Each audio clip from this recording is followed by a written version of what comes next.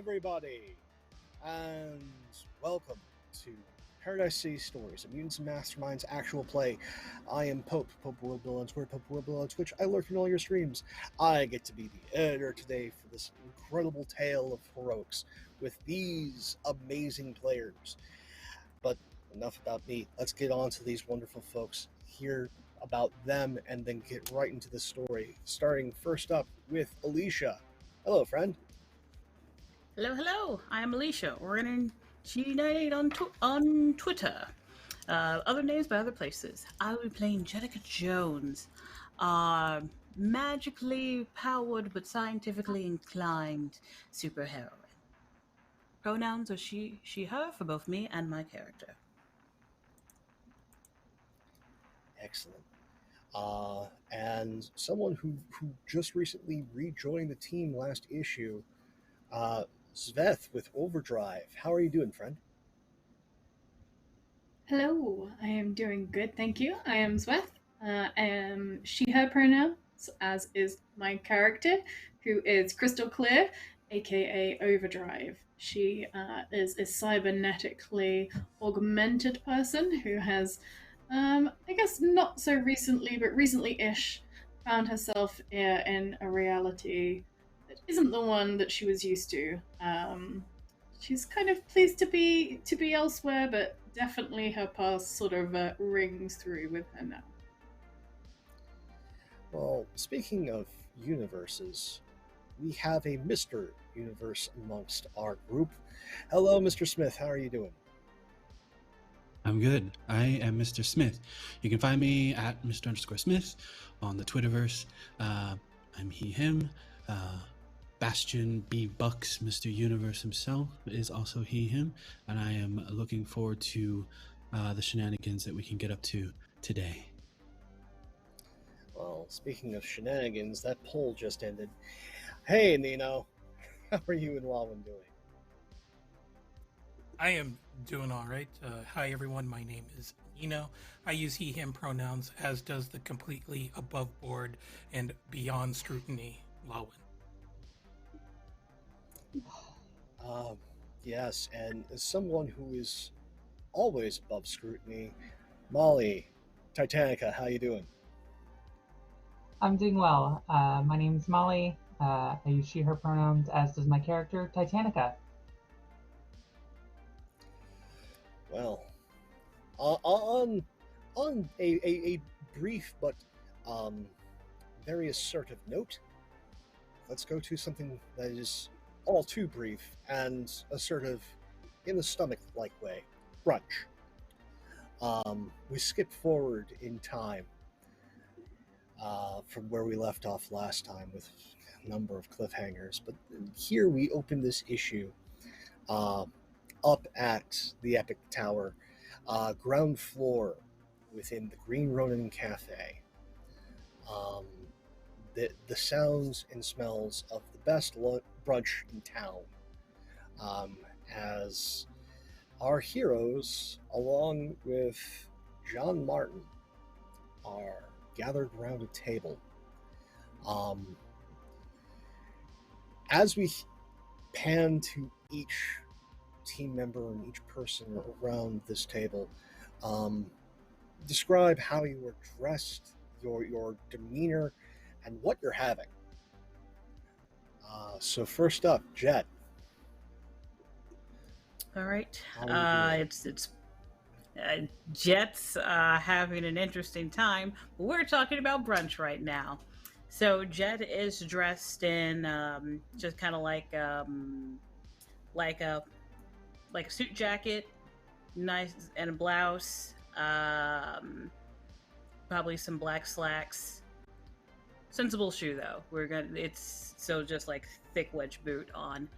And she's having boiled eggs. One of the less messier food she can possibly have. Just boiled eggs. Yep. Nothing suspicious about that. She's a good egg. I don't know what you want. All right. Now, going over to our other good egg, Overdrive. What how are you dressed? What are you eating? So Overdrive is probably wearing nothing particularly fancy, just, functional. She has probably, with some distaste, had to shrug off her hoodie that she tends to like to use when she's out in public. Um, and she is probably got a big, massive stack of pancakes, I think,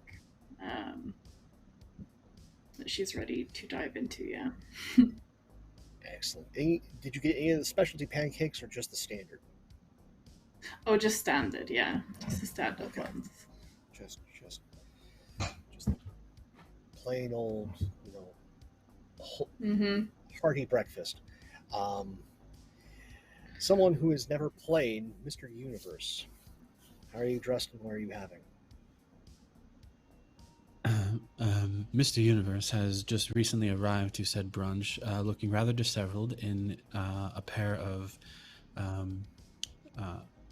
just a gray shirt with some simple like gray sweatpants. Legitimately just came out of bed. Completely unshaven. Hair's more or less okay, but on his bed head. He is sitting at the table with his head down, just sort of laying in his arms. And he has ordered hash browns with eggs, toast, some pancakes, waffles, and a coffee, black. Going for the full meal. Have to respect that. Let's see if Titanica is competing with Mr. Universe for the caloric intake. So Titanica is wearing just a basic like jeans Doc Martens tank top, very like I am a grad student and I have ceased to care years ago. And she has ordered chip beef on toast and corned beef hash. Ooh, much approval. And now, for the intrigue of brunch, Lawin, what are you having? Lawin has just a pumpkin spice frappuccino. He's wearing a button-down white shirt, short sleeves, and a pair of nice slacks. And the person that you've all come to see, seeing their close-cropped beard, a little salt and pepper, both in the beard and the hair, wearing a Evomax, so the gym that's just a flight up, t-shirt, jeans, black cowboy boots, is John Martin, the former Despoiler. You can tell that this is definitely a regular thing for him, as getting some of the more less grabbed dishes as part of his brunch. So there's a shrimp cocktail along with chocolate chip pancakes with peach foam, some poached eggs, a large stack of toast, and the chicken sausage makes up at least this flight of his meal. And as his chocolate milkshake gets set down alongside of his orange juice, grabbing a fork. So, what you find out? How is this going to go well? As he digs in.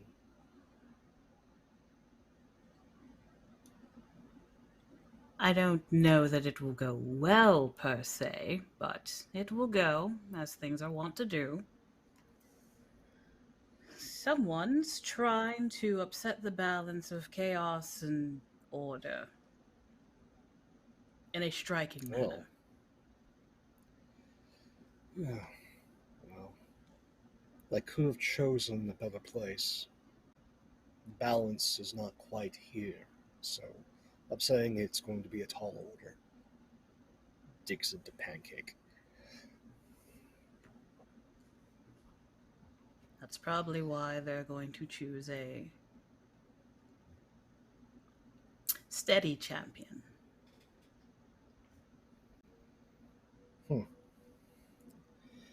Well, I doubt their steady champion had anything to do with that break-in, considering how half-assed it was. Any idea what they were after? At your store? I Yes. imagine I imagine it was the books. I don't know if you really read them anymore. Not considering you've stepped away from that path, but that's the guess. There's so many. There usually is not a smash and grab at some place like mine. I think you know which books I mean. No. I really don't. Because there's I just a number. remember a spirit guide. Token Something spirit in guide. spirit. That's right. I thought it was a really weird name. Well, that's an important one.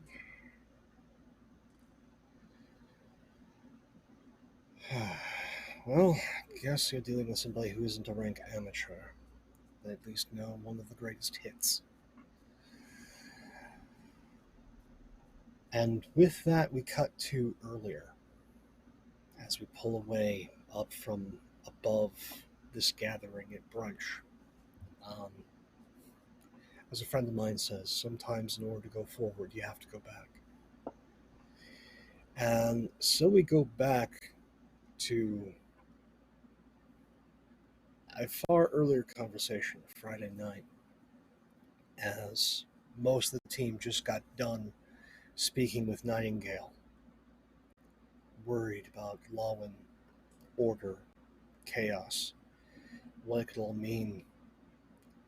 As the team's deposited out of the broom closet, Jet turned to Mr. Universe. Let him know that for once, he was right.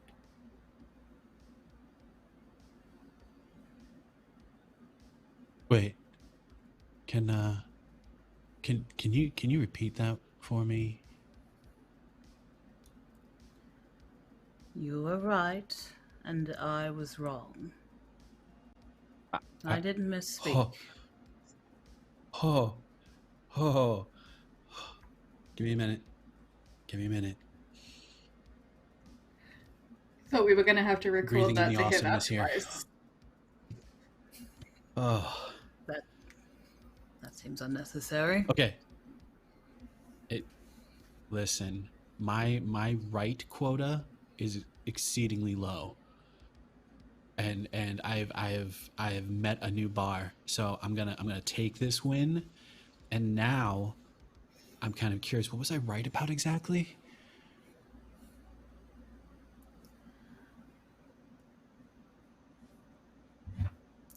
Just be happy that you were correct.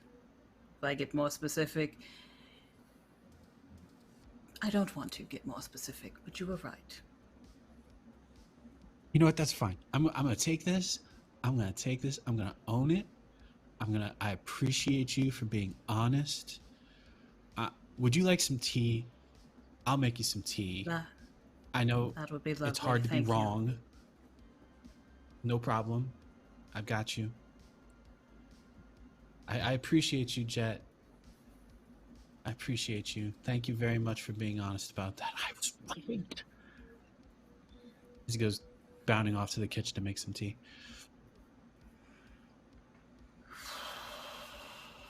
Right. No, I think you're going to regret giving him that, you know.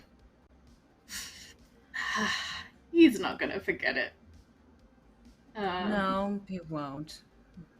But kind of the whole point is You do what's right, not necessarily what you want. Yeah. So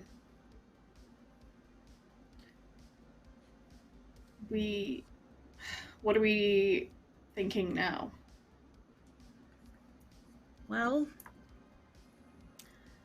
we should probably go ahead and crash John's brunch, because things we have a little more information now.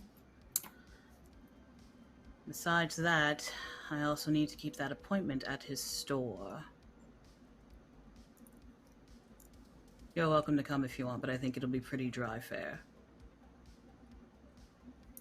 An appointment? What were you going there for? I'll come with. I've not got anything better to do. Well, before we ran into him at the studio, though, that was the only other lead we had, was contacting a store and doing something through his honestly pretty detailed scheduling system. I was quite impressed. I could only think of 3 changes.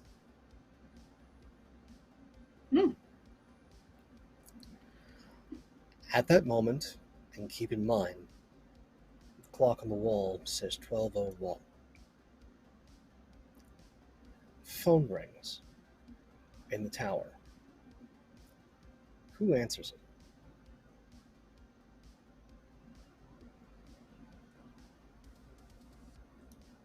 Probably Titanica, I guess, if they were talking and Mr. Smith was off.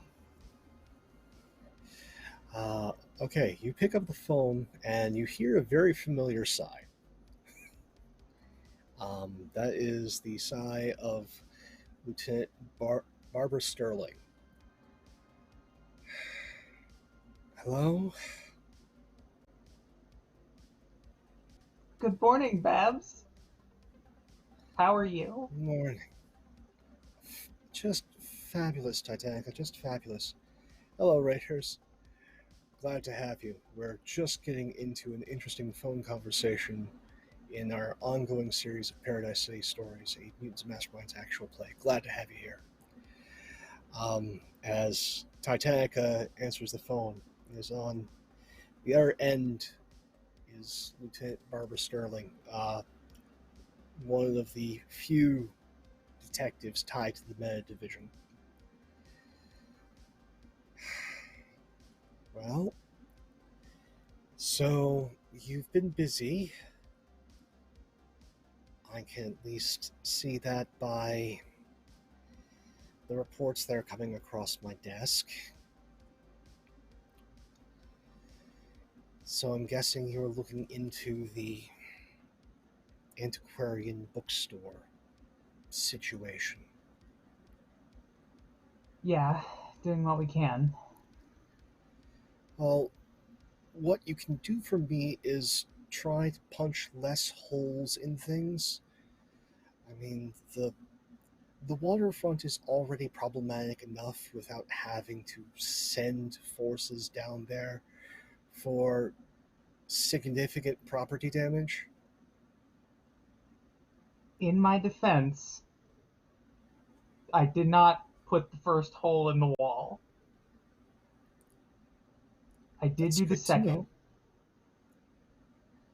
Of course you did. Okay.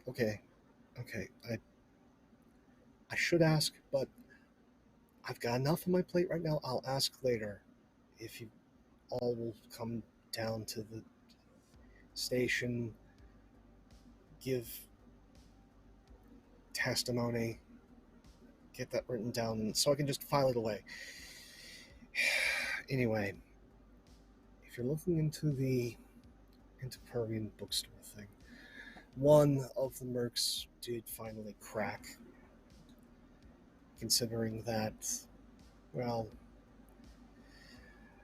Doxy's not used to working Paradise City, and so her usual lawyers that get these folks out quickly, well, it seems like they got delayed. Their flight didn't come in, and local law enforcement as well as the judicial system tries to move as swiftly as one can here in Paradise City. And as they were being given their public defender, they decided to cut a deal. Lucky break. I don't know who the client was. Only Doxy does.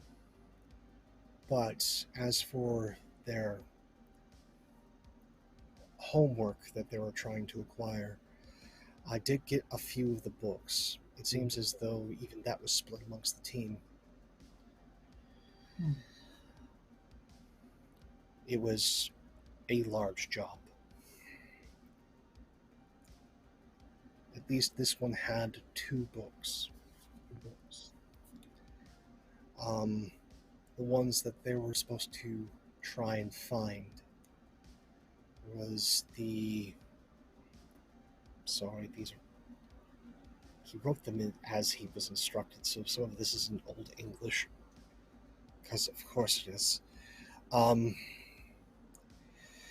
Treatises on sky, earth, seas, and the old ways by Dr. John D.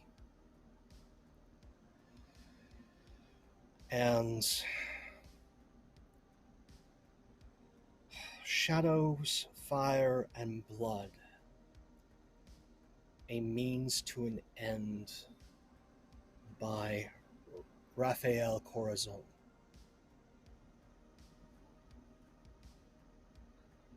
Did they say anything about what they wanted to do with them? Or were they just trying to get a hold of them? Just trying to get a hold of them for a client.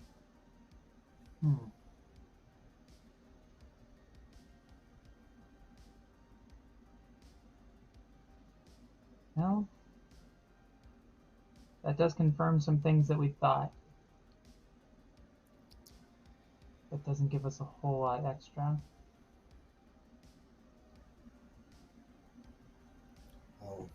We found If you can get we found that they were after some books, but I don't actually have the list. But that seems on theme for what we thought was happening. So thanks for the info. If you get anything else out of him, let us know. Will do. And if you can actually get a hold of this John Martin, whoever he is. Everything digging says that this individual didn't exist until recently. And that's going through by pulling some strings. So be careful. Always am. Click. That was the first boon you guys got.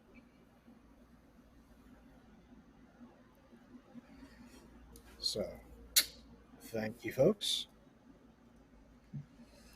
I will track down and pass that info along to the rest of the team. I don't remember out of character. Does that were those on the list of books that we had heard about before?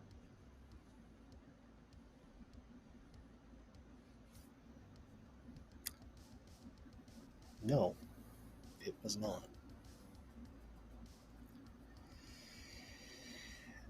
But as we go forward, we must go back. And as the clock reads in the tower at 12:11, we zoom in on a different clock. One that reads 11:50. It's out in front of one of the banks near the waterfront. Right near where we left Lawin when we last saw him.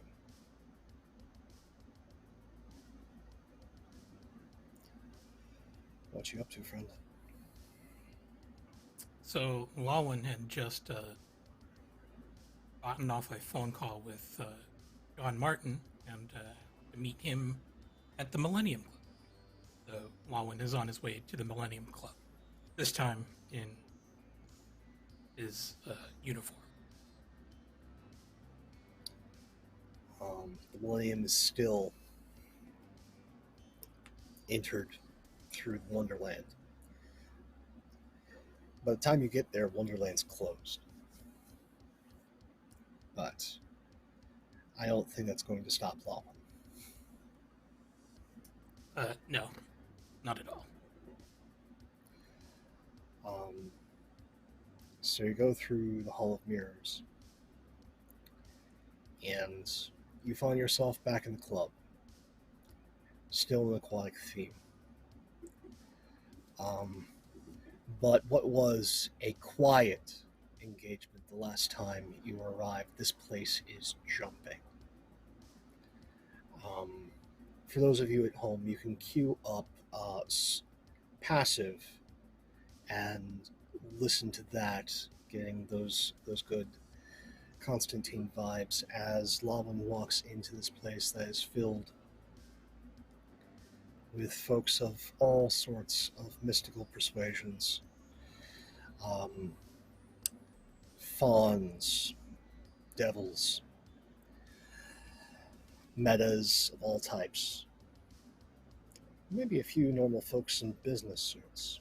They could be normal, who knows. But the place is packed. But sitting at the bar, dressed very nice, much nicer than you remember seeing him interrupting his dance class, is John Martin, the former despoiler. So, unlike before, where Lawin pretended to be kind of aloof and not really into the scene, that was mostly for the benefit of his teammates. In fact, Lawin has more ties to the Millennium Club than he lets on. So this time around, he heads up to the bar directly and takes the seat next to John Martin.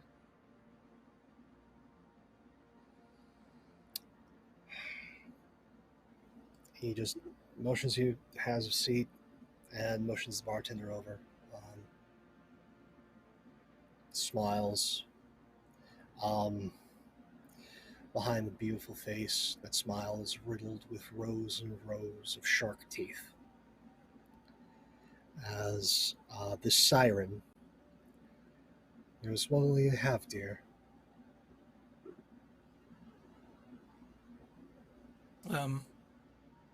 Make Mercy special. She in tonight, by the way? She was earlier, but I don't know if she's still in. I can check. No rush on that. It's just that I need to speak with her later. She's been ducking me for a Certainly. while, but she'll want to talk to me. All right.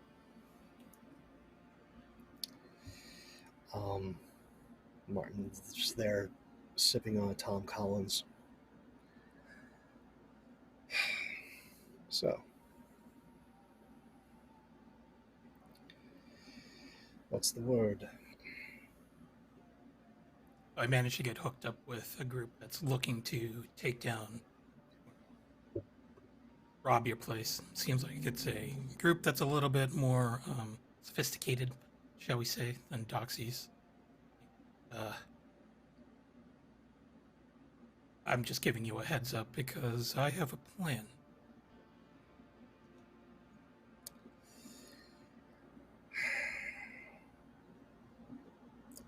Are you going to try and trap them? Or do you I want think me so. to just I'm go ahead? Well, we need to make it look good. I think they've gotten away with it. But I think you and I are both very interested to see who is pulling the strings and wanting to get their hands on these books.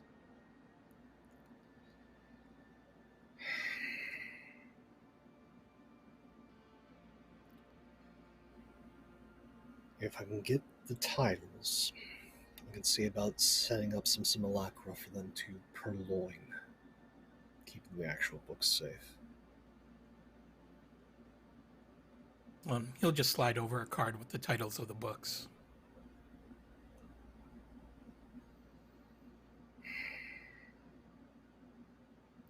Okay. Surprised it's just these few, considering the force that was sent before. I don't. Okay. We'll see who else is within that group. Obviously, I'm going to need to use a different persona to masquerade as. But I think there's probably likely going to be someone in that group who's going to be after something else with.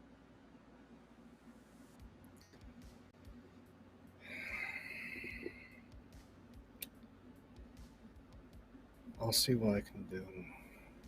Can't make things incredibly easy, considering last time. So, I'll leave some of the wards up. But I'll try and make it a good show. But I don't need to tell you that if they do get their hands on some of the more potent works in my collection, that could cause a lot of problems. No, I know, but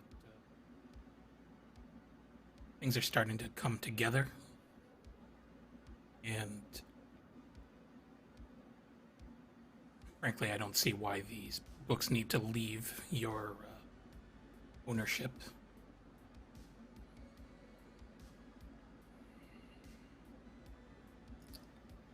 Well, Given that you're retired and they're just, sitting out of the hands of folks who might do worse things, letting them collect dust. Yeah. I'm willing to trade them as long as I know that they're going into good hands. That's why everything's by appointment. Also keeps the bills paid. But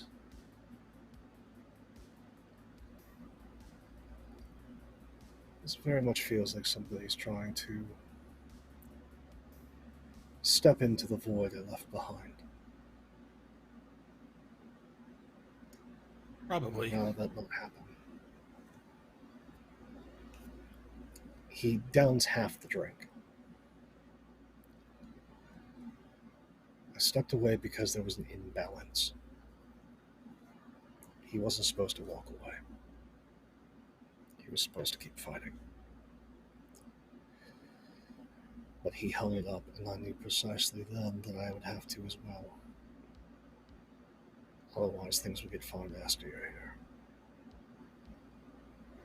Like something's brewing, and, well, the only reason why I'm here is because there's something threatening this shard of the multiverse.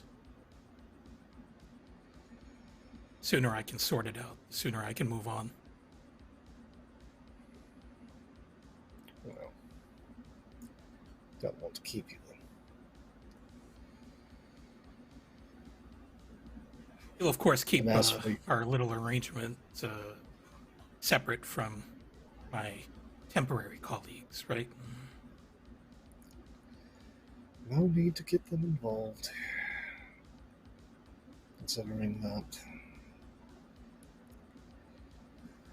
some of them would not react well to some of those wards, even the ones that I leave up.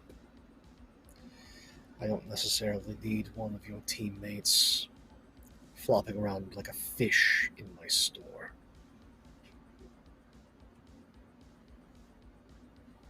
That is true. They mean well, but they're not in my loop because I don't trust any of them.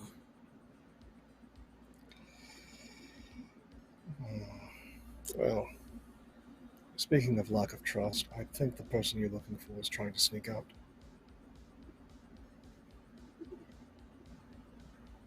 He'll just glance up and And yeah, towards one of the back entrances, there's precisely who you've been looking for.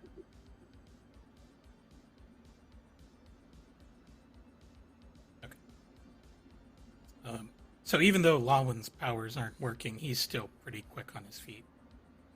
He'll attempt to duck and dive between people to intercept. Go ahead and give me. What do I want in this instance?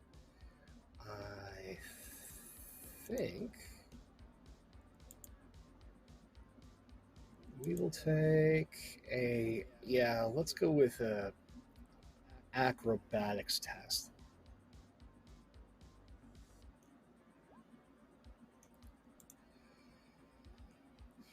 Nat 20.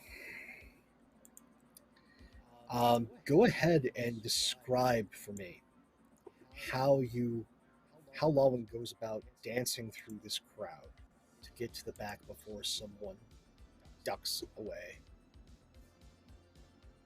I would say he's sort of like a running back, weaving between lines and taking angles that beat people to a specific point on the floor so that he's unobstructed as possible. And so, you'll do some quick spins around folks to make sure that he doesn't collide. So, with this dance in in the club, you manage to get to them before they slide through the back exit.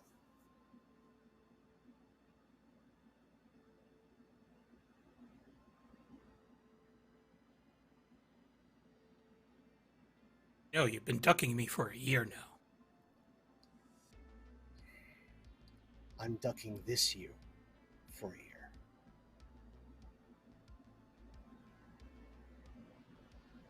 Guess that's a fair point. Look, I just need to talk. I'm not here to spark any sort of relationship.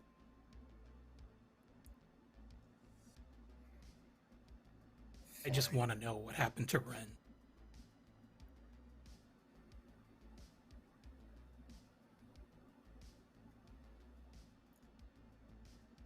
Disappeared the same time that the previous you did.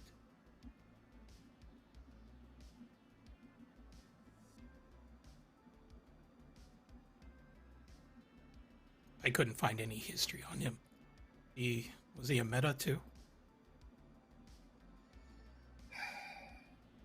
Not that he knew, but yes. Did he have any friends, confidants? Bree still around by any chance? Family moved. Everyone went missing, so no reason to stay around town, especially this one.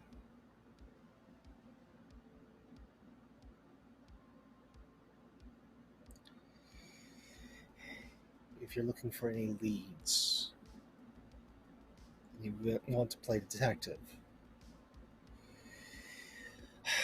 there's the old abandoned church right along the North Shore border between this county and the next.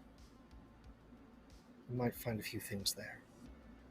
It's where the youngsters like to, gather together outside of the idea that the adults didn't know where they were.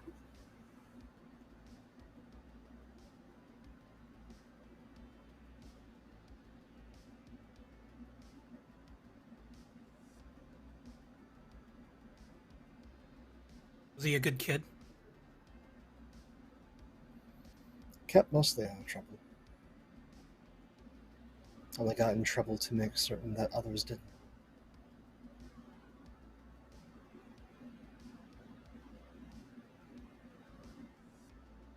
Was there anything better that we could have done for him? Yeah. Let's stay in this damn city.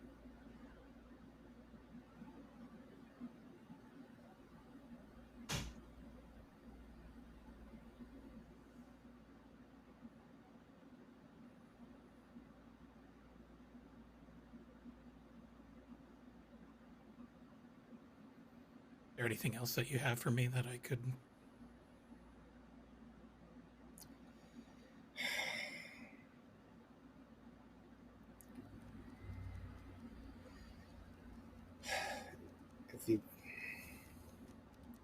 If you really are insisting.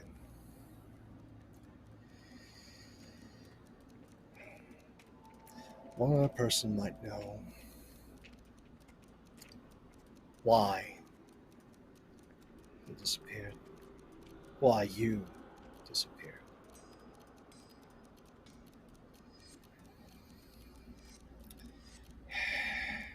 And that's Elizabeth Stone. Ezekiel's sister.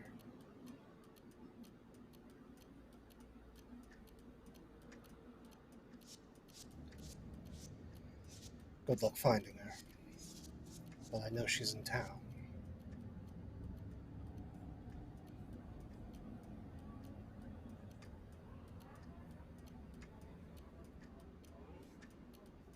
All right.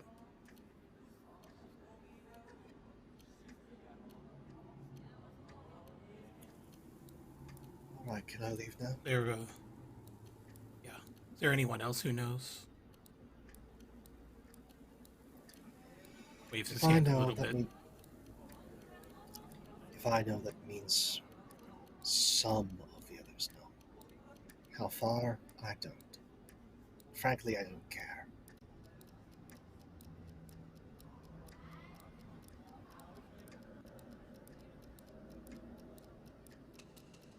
Lawin looks a little irked about that.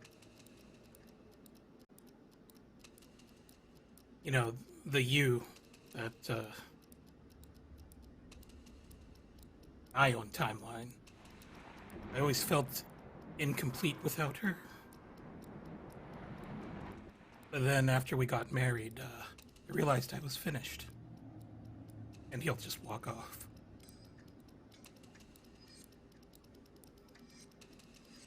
There's that 2-panel beat of one panel of pulling up in the club, the distance between the two, and then her just stone-faced. Then we see her turn and leave out the back of the club.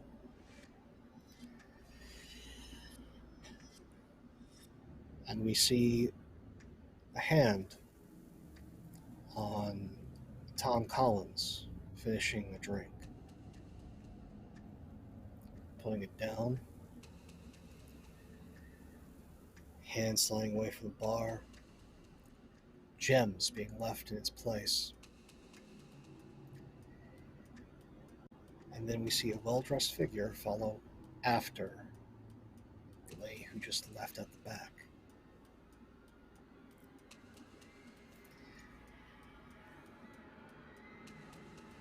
So now it's time to go forward. I think we've had enough time going back. As we cut to morning right before that lunch. Quick round. Who stays at the base? And who goes home that night before brunch? I think Jet probably ended up... Sorry, go ahead. Titanica crashes at the base. I'd say Jet normally would go to her own place, but in this case, she probably ended up sleeping at the base, or perhaps not sleeping, because she was in the library most, if not all, of the night. What were you doing in the library? Oh, studying mostly arcane protection spells for no particular reason at all. No particular reason. Good to know. Nope, not at all. Sveth, what was Overdrive up to? Did they stay at the base, or did they go someplace else to crash? I think Overdrive She just has a small room actually at the base where she crashes, which is her own space. So yeah, she stayed. Yeah, she stayed. If Jet would have asked for assistance, she would go, but she's aware it's not really something she could probably give that much help. Mr. Universe, where did you end up hanging your hat that evening? Bastian would have stayed at the headquarters given the brunch the next day. He was concerned he would be more late and disheveled than he normally would be if he stayed at home. All right. And Lawin, where did you end up hanging your hat? He did not. He ended up patrolling the city for the rest of the night. Although he does have a small place tucked away somewhere. He managed to reclaim when he came back and did his thing to recover some of his predecessor's things. Right. So, now that we know where everyone was, let's go to where everyone is. Around that table. So, no other details.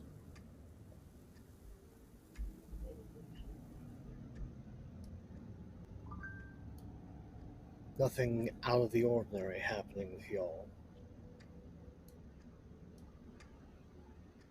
That's a relative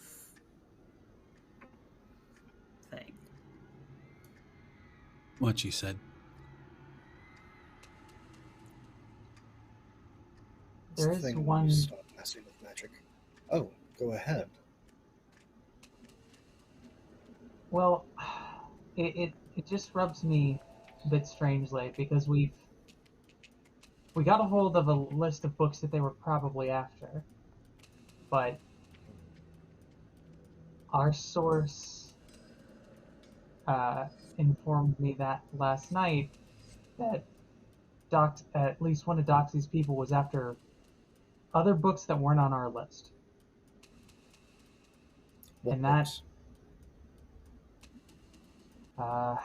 Shadow, Fire, and Blood, and a treatise on Earth something. I don't know. John D. Sky, Earth, Seas, and the Old Ways. Dr. John. Thank you.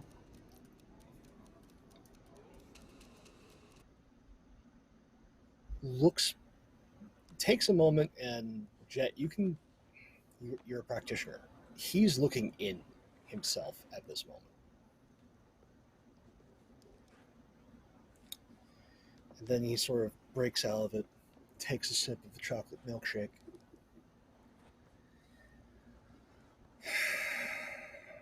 Okay, so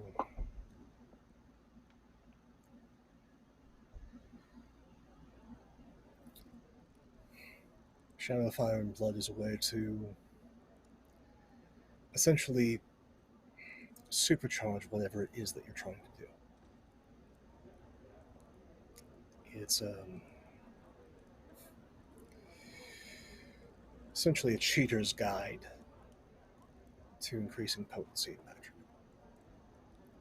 It's messy, but it works.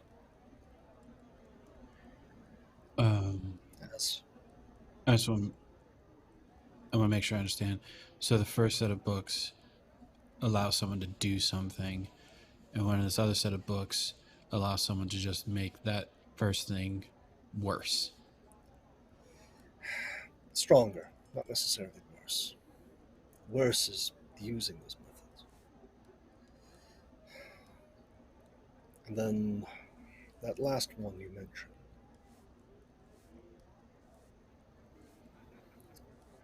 John Dee's work has always been respected, but this treatise is not something that's often sought after. It's looking to pull upon extant contract magic. There's been deals between humanity and the other since time immemorial. And most of those contracts have a very specific end date. But there are some that, as long as you are fulfilling the contract, you can use. There was no end date. So it's a very easy way for someone who knows just enough to get a lot more magic quick.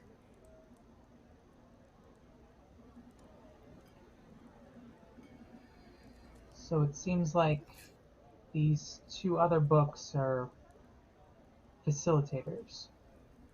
So that since the first list was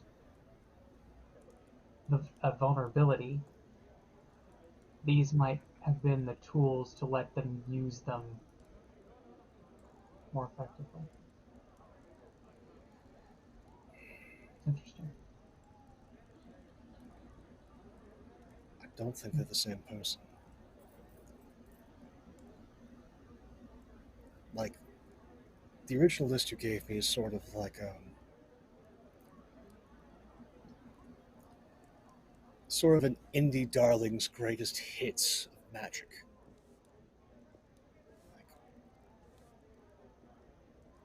It's somebody who's done enough studying to know the big names and know to pull on those. Those two, that's someone who isn't pretending they know. They just don't have the power to use what they know yet.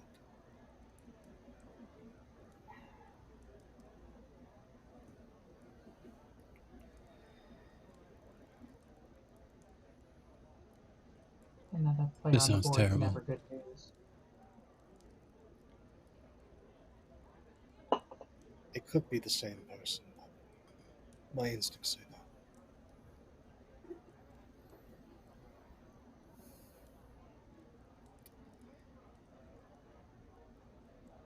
Looks All right, distinct so at what? Mr. Universe and looks at Jet.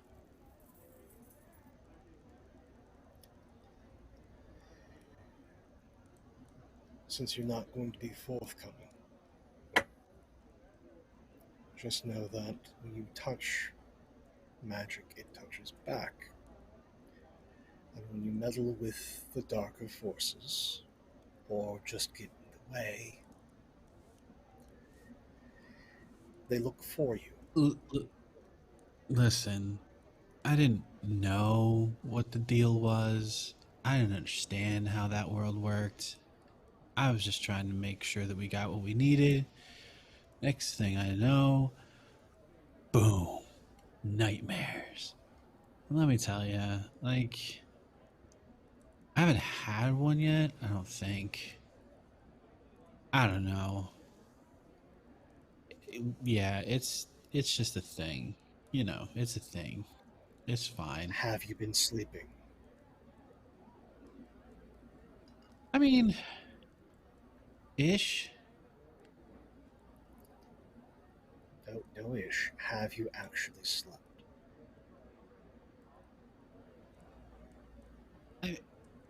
You know, it's dark and it's this endless void.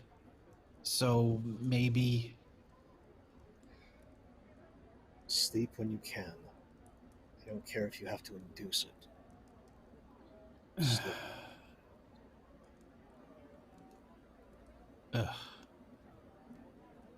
You stay awake long enough, something will find you. And you're not running from something.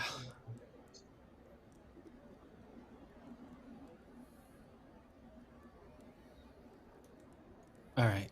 Yep. I'll sleep. I got you, big guy. No problem. As a note, since Jet said You know what books I'm talking about? She has stared at John the entire time and not broken eye contact.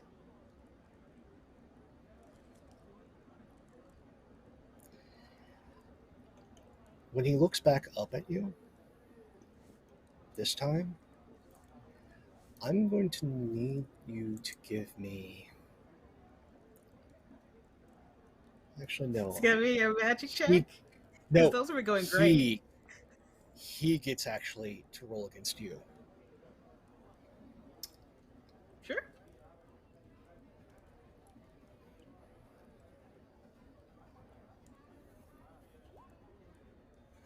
What's your will?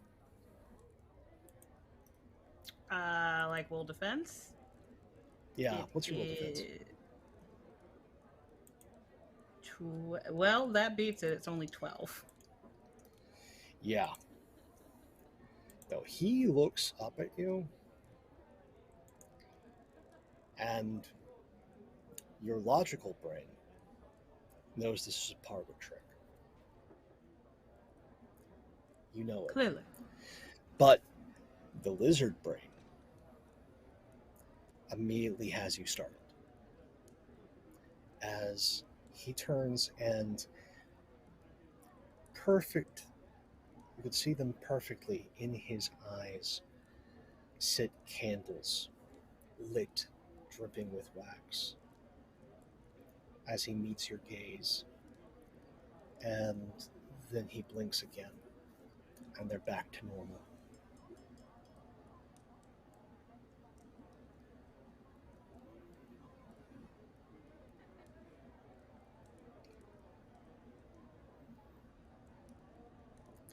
And then he goes back to cutting into his pancakes. Mm-hmm. Careful going to the Did club. Lawin see this exchange? Go ahead. Jet staring is pretty obvious. Yeah. Go ahead and give me an awareness test. It's a very good brunch. Yeah, he knows this. He's just going to chuckle and take a sip of his frappuccino.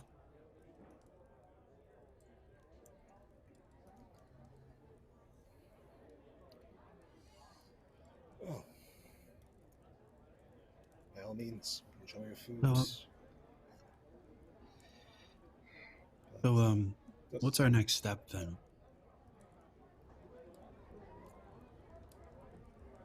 That's between the lot of you.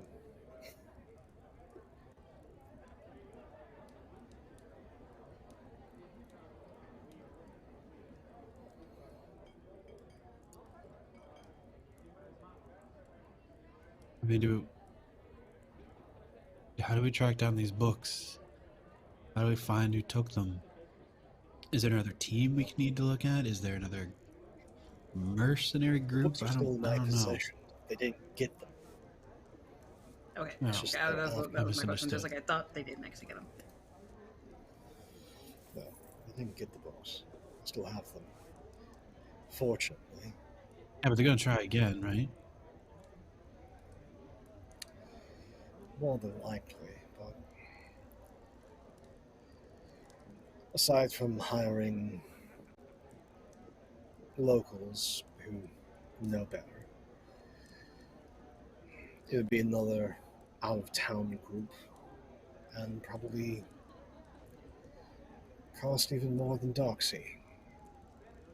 But then you're looking at hiring mercs from the corporation or the Geofront, and, well, the Geofront could be convinced to pull the job, but that's more money than this individual probably has. The corporation, well, they still owe me, so they won't take the job.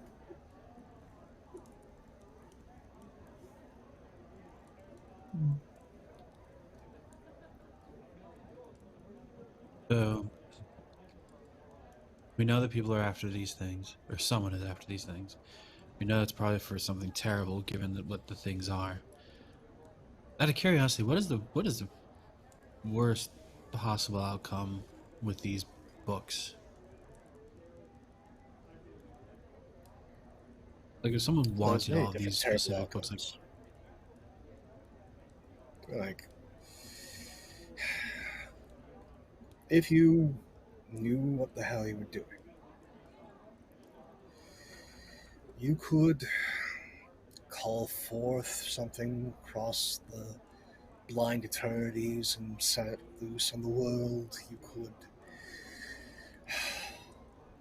possibly bind the entity to yourself to give yourself superpowers. You could mess with time, space, collapse parts of reality. Hell, you could even just create some stuff whole cloth. Like all of a sudden you get Fox News 2. It just depends on what your idea of worse outcome is.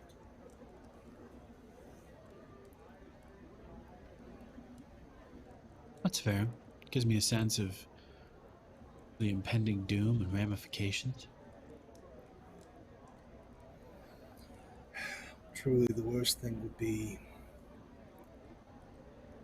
they just learn. They learn and they wait. And then they start collecting. Just find heroes and villains in trouble and just pluck what powers they want. And slowly amass until they become something that can't be stopped. Yep, that's disturbing. That's good and disturbing. I feel, and please, Lawin, Jet, correct me if I'm wrong, I feel we're at a weirdly sort of empty spot.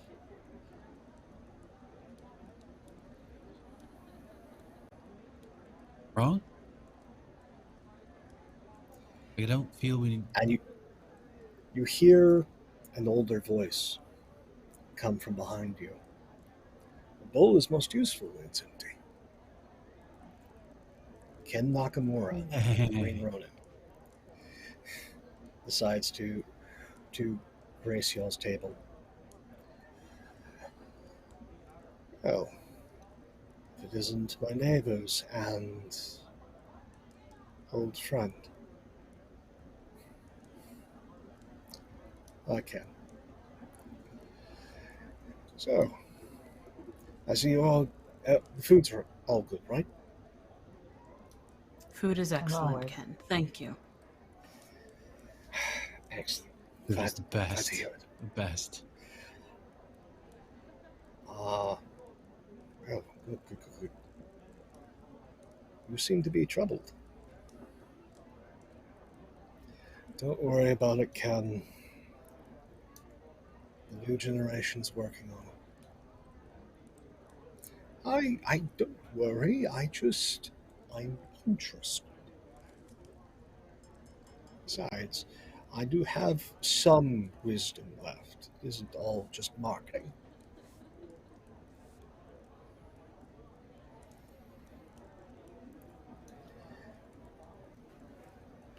If you had to stop a magical apocalypse is strong. Magical kerfluffle, how would you do it? Oh. There are a number of ways.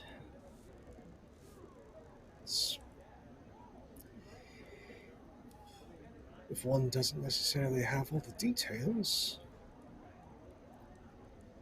best thing to do is one of two things.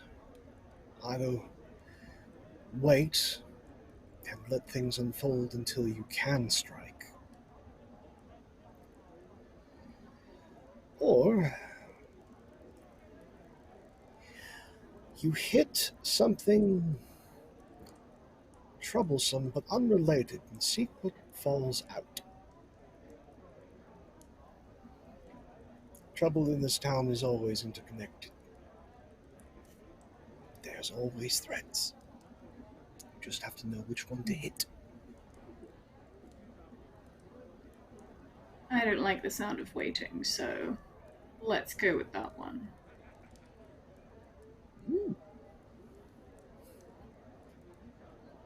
What if we went Now to it's talk to just a matter Docs? of choosing when to hit.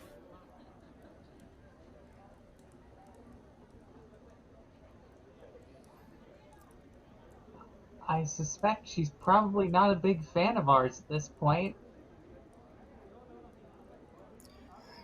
You're talking of Doxy. Yeah. I mean, Yeah, she's got to know something, right? don't talk to Doxy. She most definitely hates all of you. But I am still on decent terms with her mother. Here, let me give you a number. And he just waddles off. Mother? Mother? What? Yes, Paradox. And comes back with this yellowed piece of paper with Paradox written in blue ink and a number. There you go. Should still work. Didn't like cell phones. Always preferred landline. They are more consistent. Thanks. Oh, but it means don't thank me. I mean, woman's absolutely sweet, but she'll eat you alive if she smells weakness. Is that literal? One way to find out. I don't think she transforms much anymore, so it shouldn't be like stresses the bones. This sounds like fun. I don't know that I actually feel any better now. Perhaps I shouldn't have asked.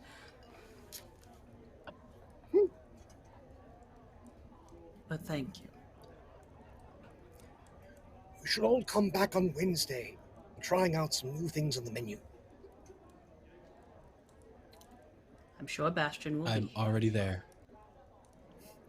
Excellent. Well, I have to tell her off. I have to continue making appearances about the place.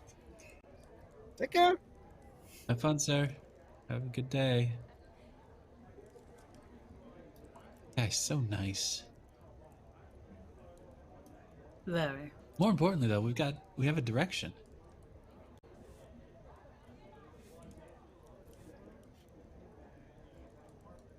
What do you do with it, though? Tally ho?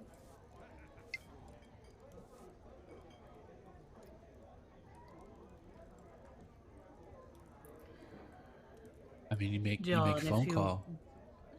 Would you like us to leave so you can finish your meal in peace? That would be fantastic.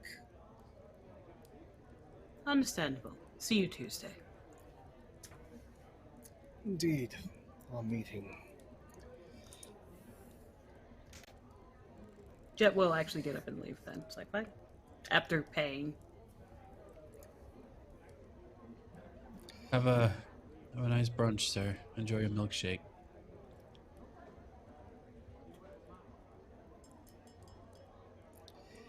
As you leave under his breath, just so you can hear it, when you see Consequence again, tell them I'm sorry. Cuts into a sausage. I think Lawin's just going to stay behind for a little bit. Okay. So as the rest of the team goes and pays for the meal, we see these two men sitting in the diner.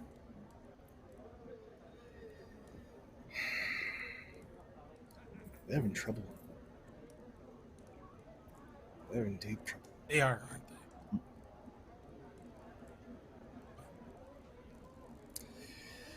One is... Every hero goes through a testing, or an insurmountable test, seemingly. It's time to see they're really made out of. There's insurmountable tests, and then there's being looked at by one of the infinities and then trucking with whatever the hell that thing is.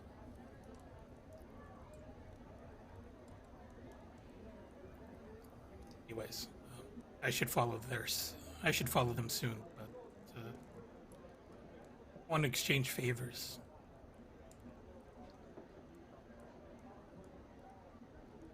I need to get in touch with Elizabeth Stone.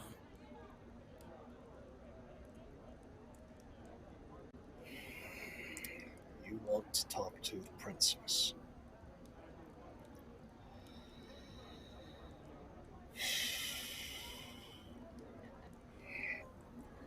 I don't even know where she is. I try to keep my hands clean of that family. Besides, you already have an in with a brother and his current preoccupation.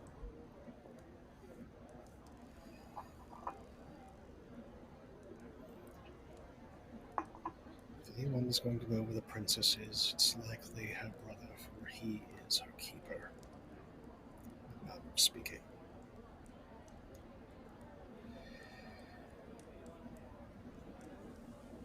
It's either that or take one very uncomfortable trip to London and try and talk with her aunt. And she'd smell the dimensional travel on you from a mile away, have you in chains. That sounds very exciting. You don't want to be part of her little team.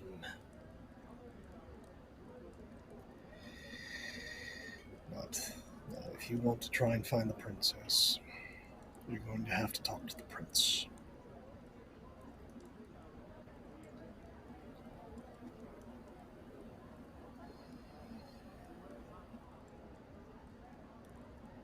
All right.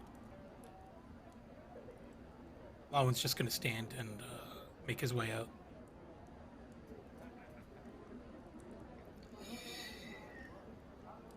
We have a panel of on walking out, as we then see Martin continue eating his meal, and then taking the napkin, turning it over, producing a pen, writes down Wax King, Consequence, Princess, Convergence. And then we cut back to, I guess you guys go back to upstairs to you guys' headquarters? Probably. All right. So I want to do something that we've been doing, because every time I want to revisit this place, I want to flesh it more out. So go around and give me one additional detail about y'all's headquarters or the building. So, starting with Jet. Right. What's this further detail? Another detail about it would be there are, I don't know if there's a more proper name for it, but like, you know, like little hooks that you see in like various homes, like hang jackets and everything. Those are in every single room, pretty much across all the walls. And various things are hung on it. It seems like there might be like some sort of color coding system with like maybe a strappy nail polish to the top. Like, okay, this is Titanica's. Like, you can hang the mask there or something else. This is Bastion's, and they're, you know, who knows what's on it. Most of the ones that have Jets are some version of, mostly have sunglasses or little like bookmarks that have like the little tag thing on it. But yes, everybody has their own hooks in every room to be like, okay, if you need to hang something here from a mission or something else for easy grabbing, here you go. There might even be keys on some of it, but that's up to the individual person. I think there's keys on one of them, but no one knows who put them there Who's? and what they go to. There you go. So, Overdrive. Give me a detail. So, the kitchen in this place, if you were wanting something actually substantial in terms of food, you would find the fridge generally pretty lacking in being stocked. But what you would be flush for options with would be various caffeinated drink options. I think there's at least like 3 or 4 coffee making machines of various different levels of snazziness. And yeah, the cupboard for like coffee is filled with like loads of different kinds and teas of all kinds as well. Yeah, no, I can see this place very well. And when you do open the fridge, aside from the caffeinated beverages, there's at least 3 different like grades as well as flavors of creamer. You have like sort of like the top end like French vanilla, very swanky. Then you have, like sort of every day, you can easily pick it up from the corner store, like caramel creamer. And then you just have like the large, it's a cardboard box in industrial brandless creamer that just like doesn't have any flavoring titles. It's just creamer that sits in this fridge. No, that's excellent. Along with all the takeout boxes, because we've established you guys get tons of takeout. Yes. All right, Mr. Universe, what's a detail? Mr. Universe's room in this particular instance. So everyone is allotted a 15 by 15 space in this penthouse area, with their own, bathroom and closet space and whatnot. For as messy as Bastian seems to be out in the world, his room is kept in meticulous order. The bed is perfectly made every morning. There's not a speck of dust anywhere. And upon re-entering the headquarters, he pretty much heads straight to his room and closes the door. His room, sort of modern minimalist, some dark wood colors. But yeah, he will go and close the door and disappear for a few. And with that disappearance, we cut over to Titanica.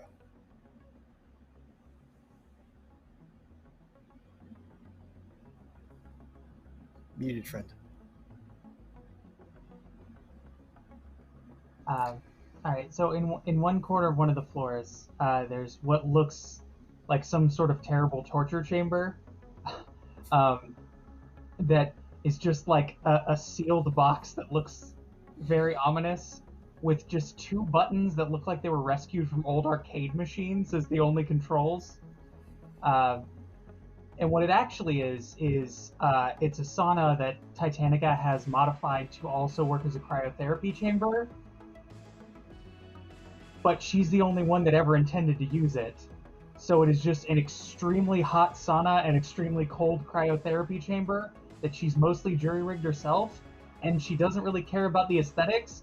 So it, like, there's just exposed fuses and like exactly 2 buttons to operate it, and a very ominous ceiling door. Like, so you have a torture device. It's not torturous for you. Good to know. Good to know you have a box of searing agony or frozen pain. Um, and from there, we go to Lawin. Let's detail about There this is place. there is a room that's marked in capital letters over a double door. It's marked Zoom, and Zoom stands for the Zoned Oscillating Open Marathon. It's a more sophisticated version of a danger room in which, uh, metas are sent through a marathon course of enemies and obstacle courses to train their movements and uh, quicken their decision making. I have one question. Did this exist before the good doctor added details to your guys' base, or was this after? This is before. Okay. So that what that tells me is the kind of threats that are inside the Zoom.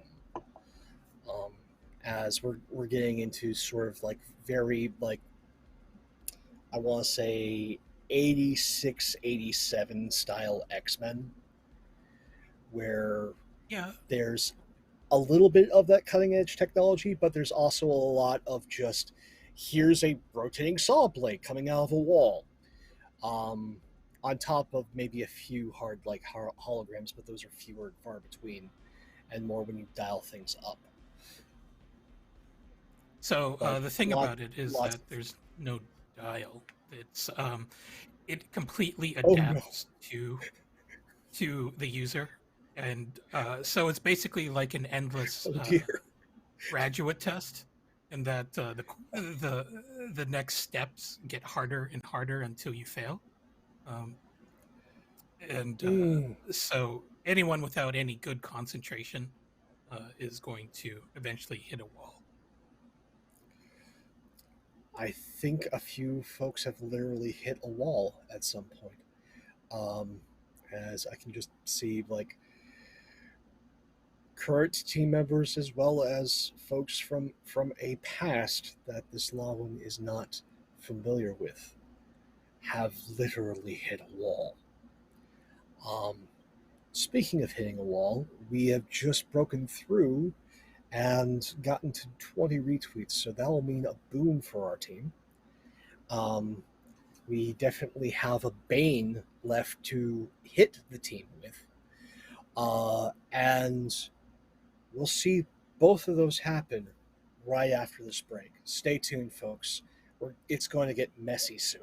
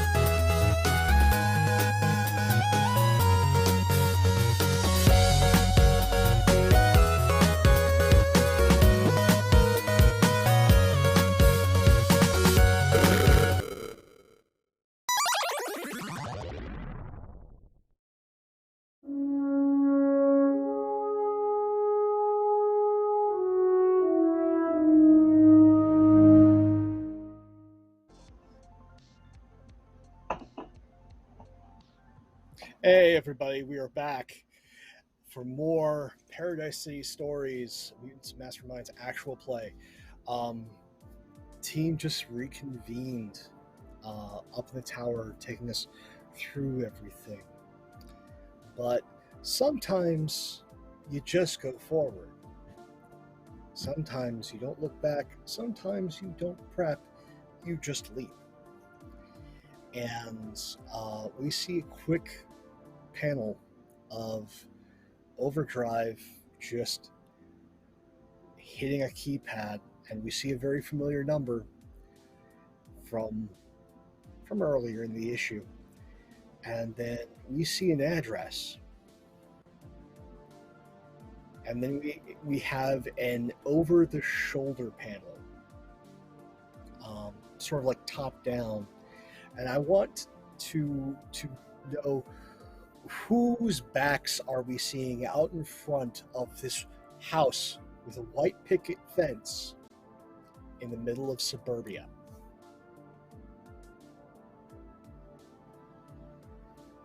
I'm just going to say that as Lawin and Overdrive are looking up this address, Lawin is just going to state flat out, listen, if you're not willing to meet someone head on in a pleasant conversation, why are you in this business? I mean, really. If you want to go meet someone, why wouldn't you call ahead of time? That's courteous. Yeah, well, this is a little bit different. I know that nuance is still a new thing to you folks, but, you know.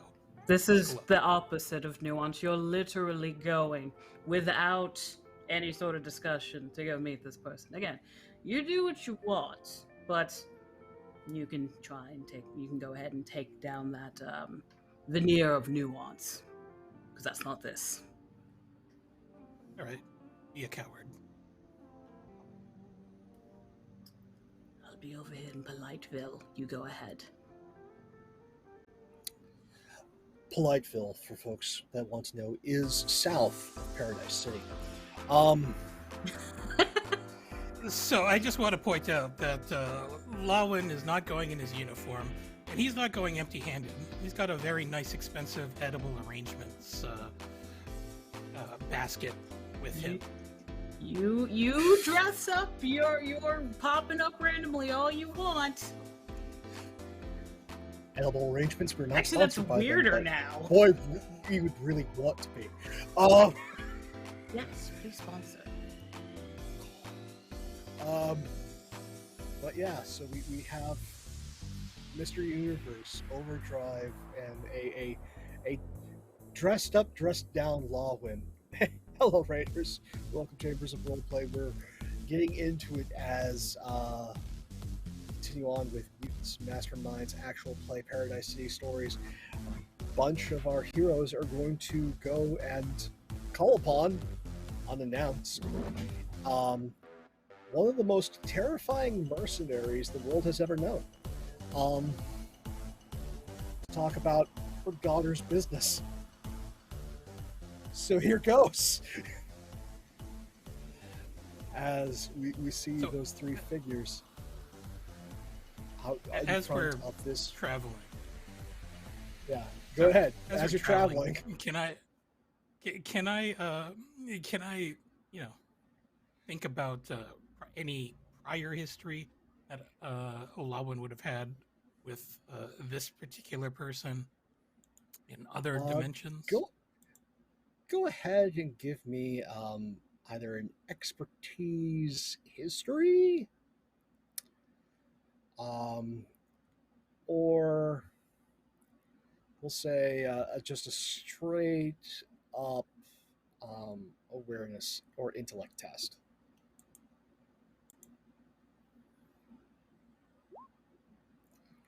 History. 15. It's very hazy. But such is the nature of things with someone who is named Paradox. Every iteration of this individual where they have been a constant presence in your travels, their power set has been different every single time. Whether they're hero or villain, constantly switching, sometimes in between. But the one other thing that is universal about Paradox is you don't walk away unscathed. She's got a I think that could be a lot of.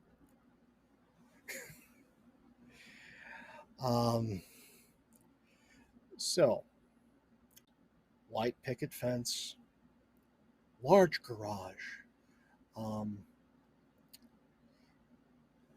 brick house with like the blue painted like awnings. It's very, very nice, sturdy, exceptionally sturdy home. Brick homes aren't found that often in Florida. This one's brick. Very solid. As you guys walk up from the curb, you're going to press the doorbell. So, standing with her arms crossed, Overdrive is going to probably lean towards Bastian and be like, at the time, doing anything to avoid a phone call, this seemed like a good option. Now maybe I'm having second thoughts. This looks pretty hellish. And then I ring the doorbell. I mean, it's done. Look, if you're going to interrogate a suspect, or at least try to get information from someone who may not want to talk to you, phoning ahead only assures that they will actually avoid you. Interrogation has such a harsh sort of language to it. Ends justify the means. Coming out looking like a 1950s pinup. Polka dot, primarily blue and black polka dot dress. White pearls, very well-to-do looking.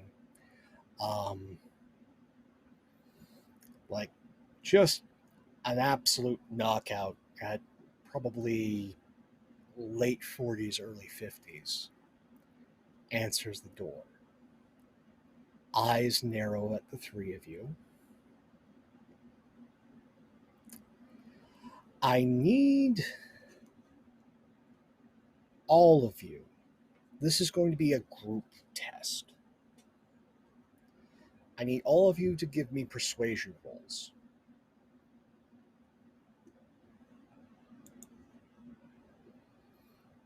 Essentially putting on your most winning smiles. We're going with the Silver Fox approach here. Oof. I use a luck point to give a reroll. If you guys want to use a luck or hero point, I will gladly take those. I will happily take those. I will say that Lawin at the last second looks at Mr. Universe's posture and elbows him.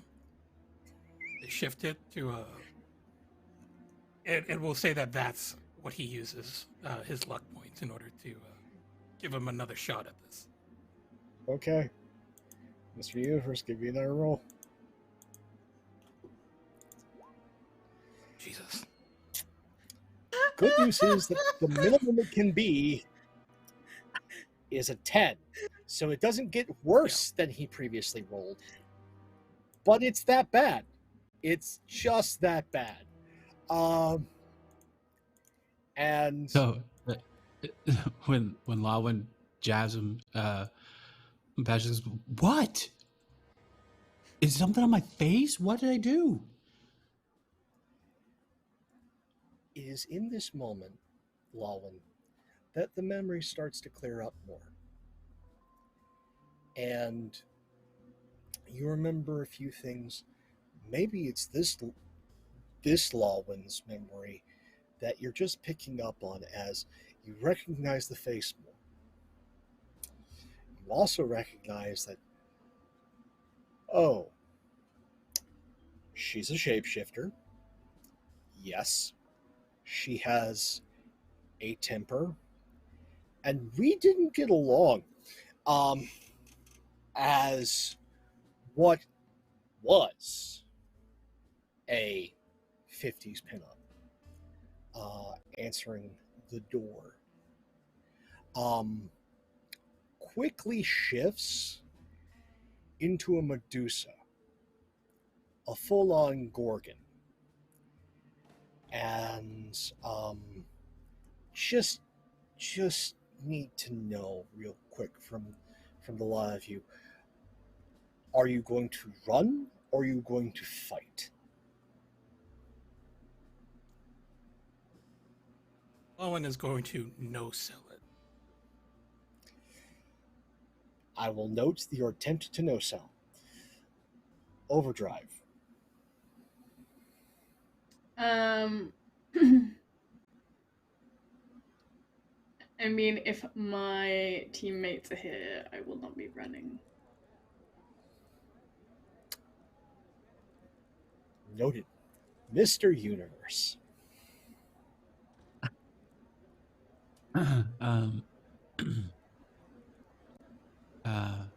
Universe will watch in utter horror as this mythological beast appears in front of him. There is a slight and he doesn't run, but he is clearly terrified. Okay. So you all are standing. Okay. And is a strong term for universe, just so you know. Yeah. We will proceed with the series of unfortunate events that are going to occur. Thank you for the bane, folks. Thank you for the bane. As we're going to get to roll 8 of these. Ooh, that's a nice even number. Yeah, no, she's a killer. She's a killer queen.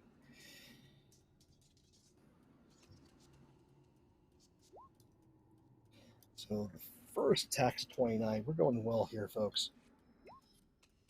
29 again. 22. 25. 33. 22. 17. Oh, that was low. Oh, hey. Well, you know that one wasn't as bad. What? One more. And 26. Okay, so we'll say, well, there's 8 attacks and there's 3 of you. So she's definitely going to hit Lawin first. And I think the first 4 go after Lawin. And then 2 for each of you who are accompanying Lawin. And we'll go in order. So Lawin, what's your dodge? Off. Okay, so I'm guessing those 4 attacks will connect. We'll get back to that. And then Mr. Universe. I'm thinking a 33 and a 22 hit you.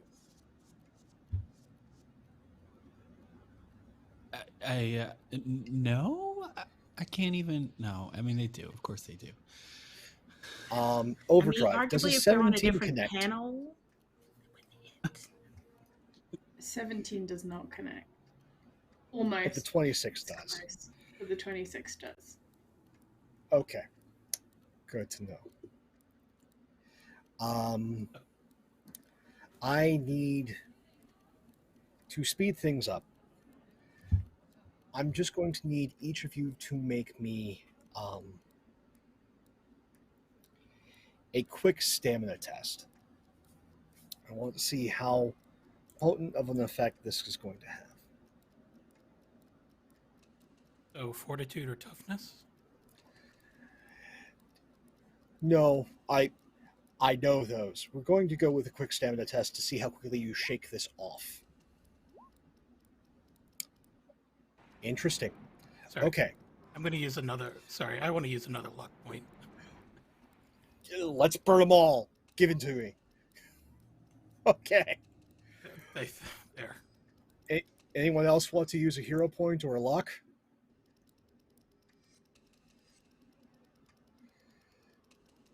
Nope. Okay. Nope. So here's what y'all see. Here's what we all see is those snakes just lash out and extend with a ravenous fury. Y'all get bit. And it's peculiar. Most of the time, a snake bite hurts. In this case, you are experiencing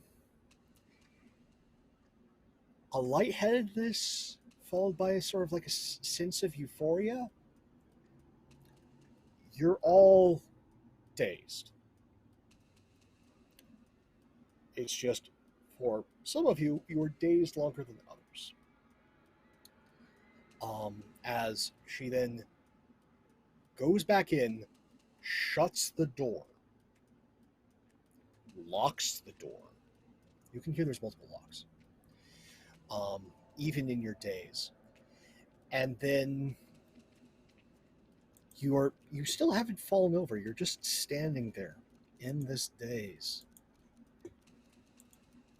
And Mr. Universe, you're the first to hear the sirens of the approaching police vehicles as you begin to shake out of it, followed quickly by Lawin. Overdrive is still staggered as you two realize what is about to happen. What do you all do? Maybe we should have called first. Oh. Yeah. Well, no, because then there would have just been an empty doorbell and we wouldn't have any chance. At least this, we had a slight chance. Very slight. Very slight.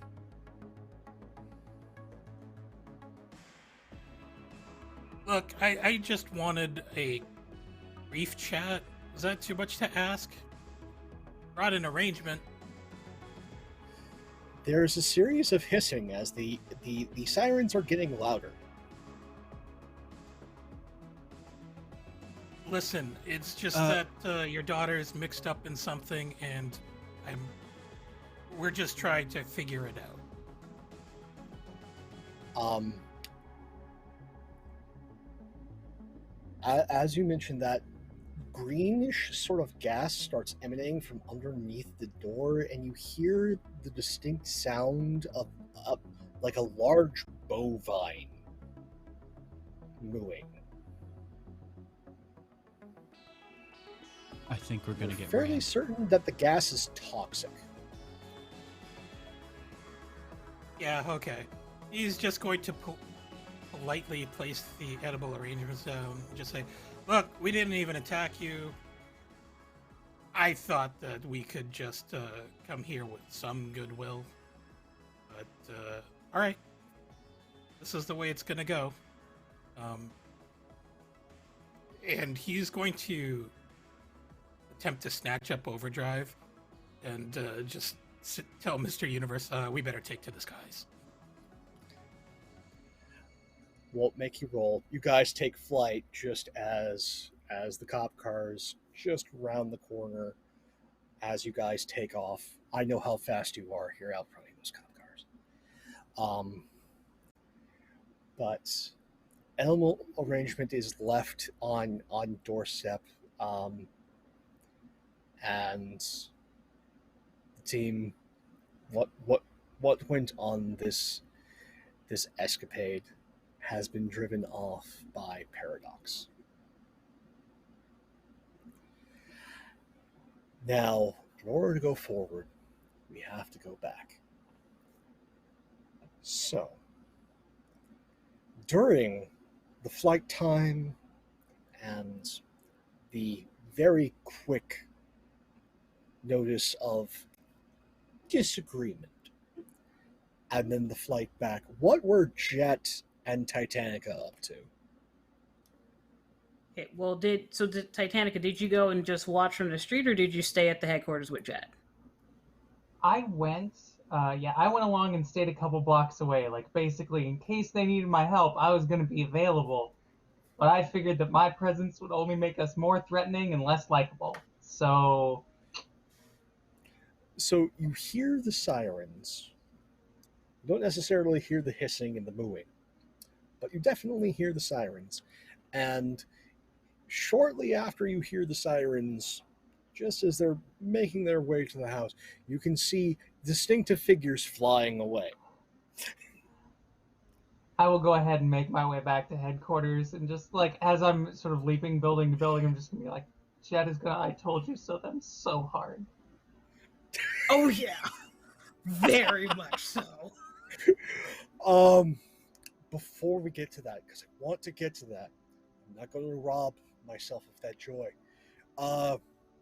Jet, what were you up to? So I imagine Jet is actually, yeah, because we only have the number for the store for John Martin, right? And else. Well, okay. you guys went there, so if you can remember where you went, you could scope out the place.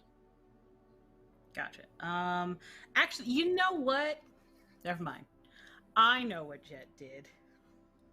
Because I want to say, because I mean, as indicated, just like, Jet had a pretty good idea of how it was going. So Jet went down to Paper and Things, her favorite stationery place, and picked out lovely cards for everybody, and has been decorating them with, just kind of, kind of writing like "good job" on the front, and inside, it says, "Jet was right. You're welcome."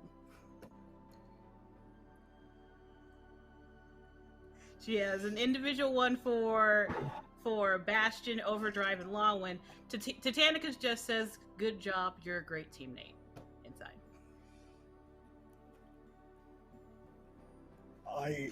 Wow. Jet's petty. There's petty, Much like and then his there's stationary petty. Like, there's levels. It's one of her favorite places. One of her rules of style is paper. Of course it's going to be paper-based. Yeah, this almost gets you your card punched for the last one, where you get 20% off your next purchase. You're one away. Excellent. Excellent. As, yeah, you guys return.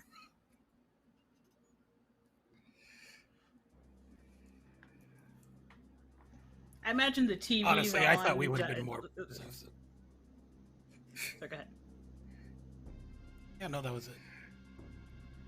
Okay. I imagine Jet had the TV on just in case something, came up or anything. So besides that, it's just the cards in everybody's seats. Yeah, no, the TV's on, and it was the news, but then we get an ad playing behind for the newest sort of iteration of the Newlywed Game, hosted by the local Howard Jacks, a gentleman that, if you could just picture, like, the platonic ideal of TV host, That is how it projects. Inoffensive, bland, attractive, but not too attractive. That is how it projects. And that is playing on the TV as the rest of the team enters.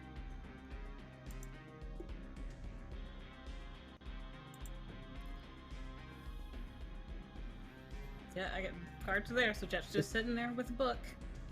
The cards are arrayed for you.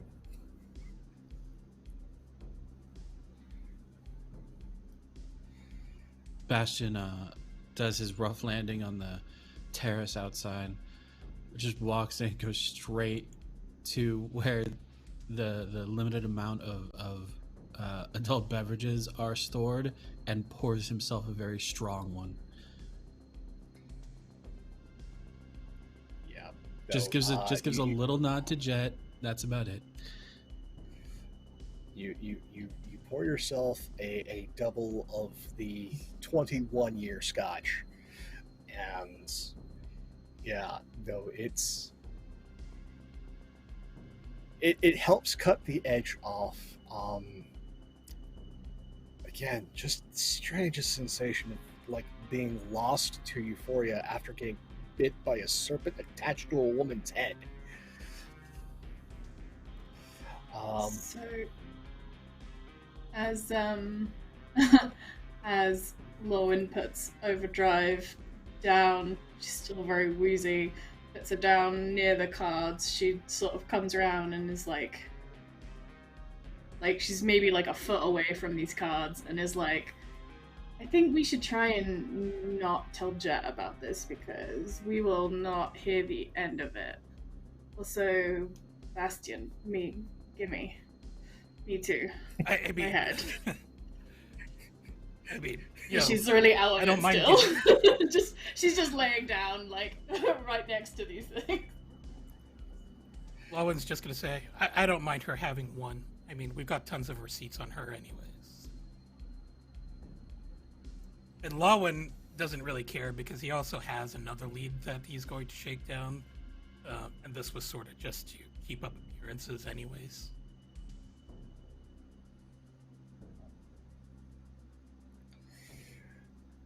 So Bastian will return Titanica, to the main. You come in. Oh, sorry. Bastian will return to the main area with 2 drinks, passing one over to Overdrive, and slump into a chair and just stare into the middle distance, just completely zoned out.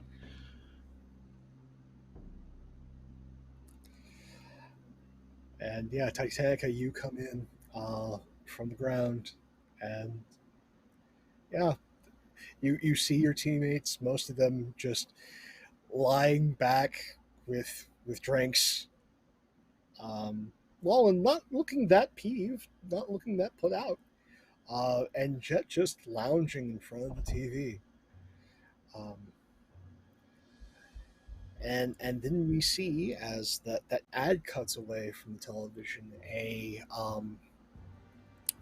in this dimension is still sort of like what A&E was in the 90s. And so there is a sort of A&E biography of Paradox that's now being, advertised for later that evening at 8 p.m.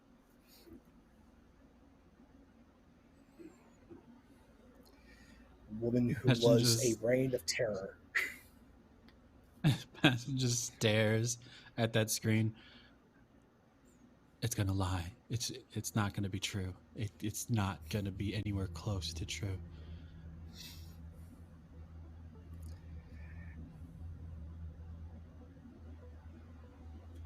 You're muted, friend. So Titanica's just looks around and there's an awkward pause. She sort of starts to talk and then stops, then starts again and stops, waves it off, and then just walks away. I mean, too awkward. Can't handle it. Medusa? Who does Medusa? I mean, who does that? Sometimes I forget how new you are to all of this. Lawin says as he's coming back in uniform. You met Medusa? The mythological creature that turned you to stone? I didn't want to be we turned to didn't turn it stone. to stone. I didn't know that. Overdrive will sit I saw up and be like, she could have turned us to stone. I don't know what a Medusa is. Okay. I was expecting, a punch or maybe a gun. I was not expecting Snakehead McGee.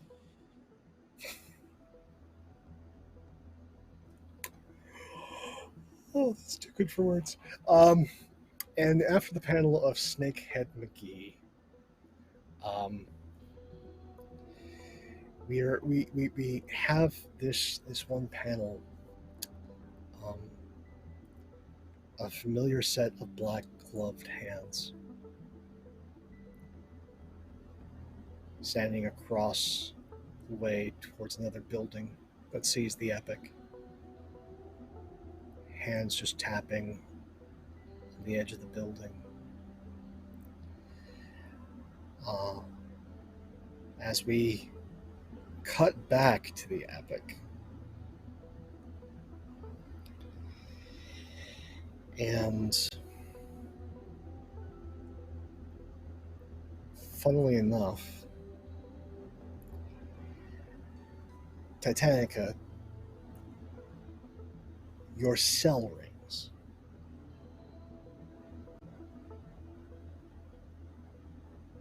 I'll answer it. Hello?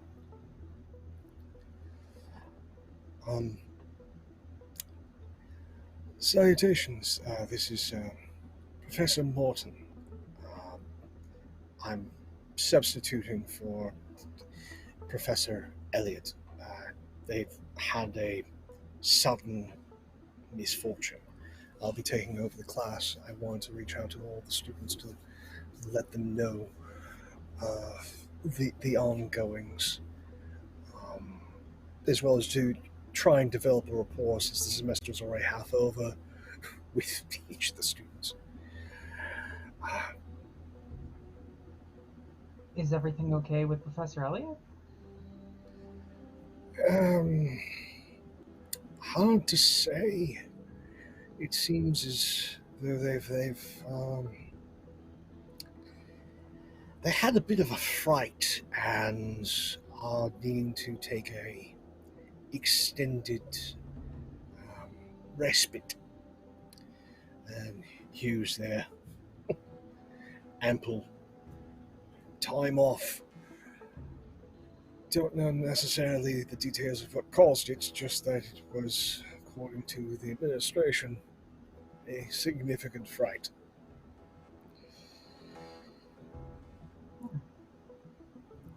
Well, thanks for getting in touch. Do you need anything from me, or?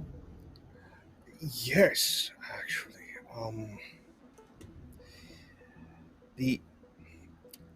I am different discipline, different expertise, similar area of study when it comes to classics. Just if you could come up with a furthering paper on your previous subject matter and get that to my inbox here within the next 2 weeks, that would be very much appreciated. Yeah, sure. That shouldn't be a problem. Excellent. And as for your extracurricular activities,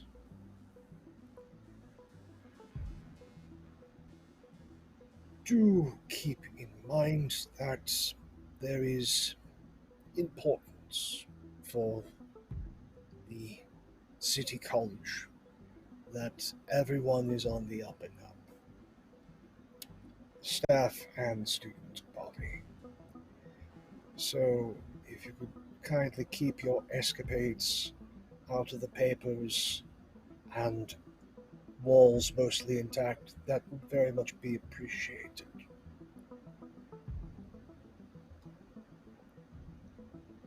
I'll keep that in mind. Thank you. Have a pleasant day.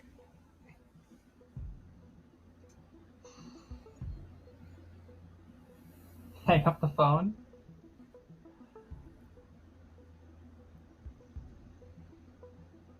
Well, that's not great. Is something wrong? Yeah. Apparently something happened to one of my professors, and this substitute just got into contact with me and knows who I am. I mean, that's not super surprising, given, but still not great. Is Does a everything all right? discussion? I mean, I have no reason to think it's not, but like, back burner. Maybe want to look into what happened to my last professor. Like, we got a lot going on. Probably fine. Probably fine. Probably Probably fine. Turn the page. And we see a man who looks like he hasn't slept in days.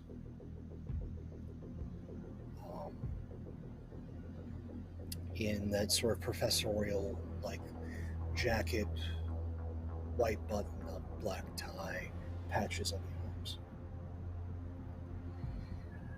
As he's sitting in a house that's been a bit disheveled, staring at a door, expectantly. As afternoon becomes night, the door opens. A gun is fired, but it does nothing. As waxen figures come and drag him through that door. And then close. Welcome, Raiders. We're just getting into some of the more interesting consequences of people's actions here on Mutants and Masterminds Actual Play Paradise City Stories.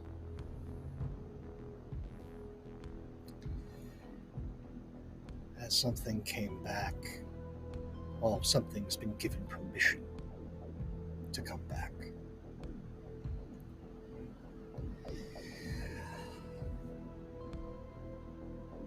Sometimes in order to go forward, you have to go back. And we go back to a point in space and time where Jet fell through that. A warm hand on your shoulder as you come face to face with the Wax King. Jet might not know him, but our readers do, as the Wax King is a figure that is enigmatic in the realms of Paradise City and the realms beyond it. There is another city, a city of nightmares, a city of madness. It makes sense to the locals there, but to anyone with a normal sense of reality, morals, it makes no goddamn sense. It is populated with nightmares and the people who do not sleep. But the Wax King isn't a nightmare, and he's definitely not human. What he is an enigma. an entity that allows the Mad City to function. An enigma that desperately wants to spread his influence. And as he looks at you, Jet, you're far, far away from home, little one. A very gentle elderly voice comes from this unnatural frame.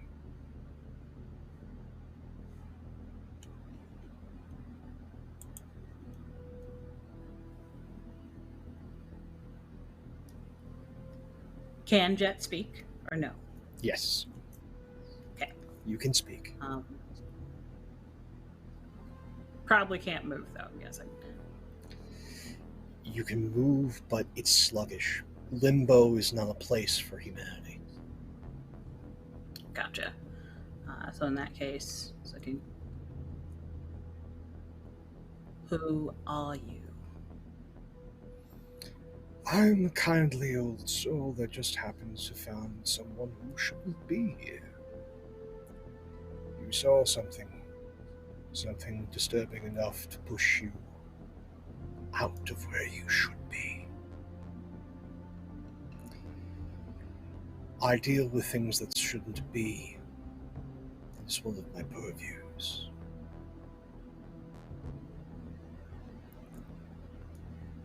Now, I can leave you here to this place.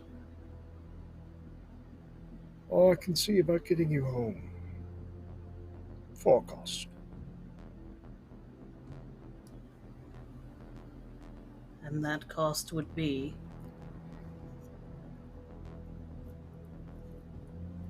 I just need you to say a phrase. Simple phrase. That's all.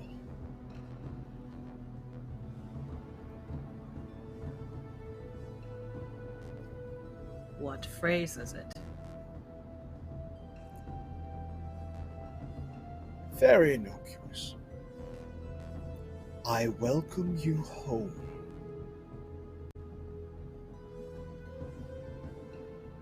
That's all I need.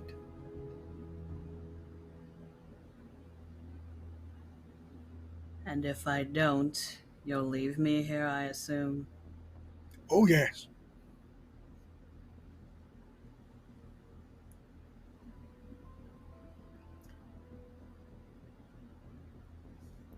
Before I say this innocuous phrase, I just want you to know,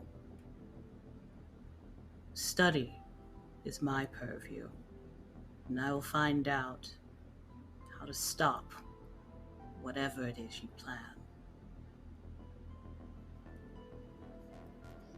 I welcome the chance. A smile wider than the head. A gap in the waxen frame cuts through the pouring beard. Two little lights, little flickers of fire where the eye should be. Just burn a little brighter. As he says all that.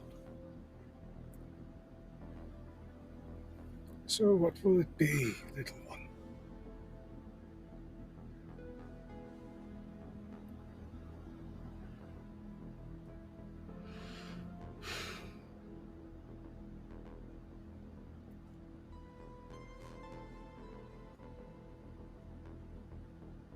And you see Jet does actually struggle for a while. Like, Jet wants to get back, but just knows this is going to be bad. But she does eventually say, with great disdain, I welcome you home. For now. There's just a breath in from the Wax King. And that conversation just flees your mind. A moment gone in time, space. As you just pop back into reality, into Millennium, none the wiser. So we've gone back, so we must go forward. And with that moment in time, a man is no longer in his home. A man is someplace else. Someplace you can only go if you haven't slept. And there he is dragged before the Wax King. Greetings, Professor. It's so nice to meet someone who appreciates the old things. As he just trembles in fear. Don't worry. I have a place for you amongst my court. As wax begins to drip from the ceiling, coating the man,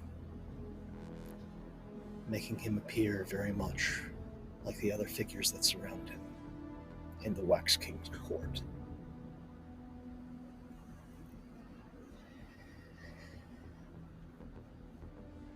And so, we say goodbye to the professor. And we say hello to one last look with the team complete. And I mean that one last look at the team complete. As one of the doors in Epic opens. It's the door to the communications room. Or it was. It was. As a number of wax figures waltz in. And you all are held stock still, unable to move, unable to even scream. His hands are placed gently upon Lawin and drag him through the door. The door closing. And then once the door closes, you can all move and speak again. We all remember that this just happened. This wasn't a memory that was taken. Oh yeah, you all remember. Okay, but does Jet still not recall that other conversation? Not entirely. You just have bits and pieces. Okay. So once everybody can move, Jet, kind of like stands up very suddenly, slams hands on the desk. We have to save him. They're here. We have to do something. We have to go. We don't have time to wait. I'm going to that store and we're getting Lawin back. Right now. Okay, I'm down, but what the hell was that? Something awful.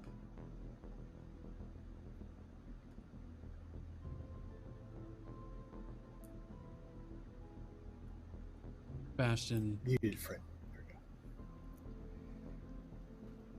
Bastian just finishes the rest of his drink in one gulp. I've seen the wax people. There's like a terrified look in his face. I've seen them at night.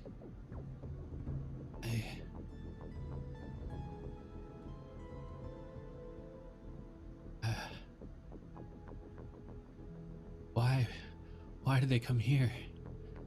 I don't understand. This is... I don't know. But it's clearly not mundane. It's magical in nature. Bastian will Best idea head to I the have is to study magic. Go ahead, sorry. Bastian will run to wherever Lawin was taken through. You open the door and it opens back to the control room, the communications room. No Lawin, no Waxmen, no city. Just a place you've seen a number of times before. Very mundane.